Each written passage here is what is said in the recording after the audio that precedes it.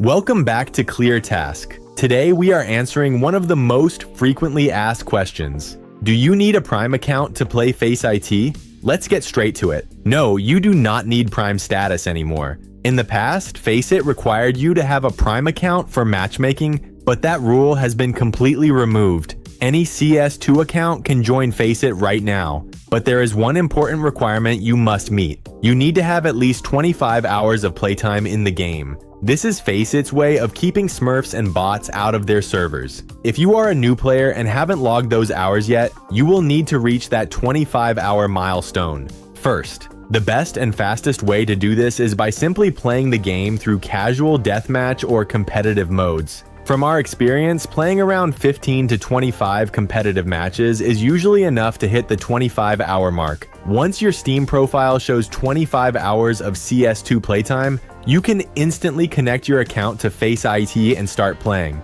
It is that simple. You don't need to spend money on Prime, you just need to invest a little bit of time into the game first. If you found this guide helpful, make sure to leave a like and subscribe to ClearTask for more simple and direct tutorials. Thanks for watching and see you next time.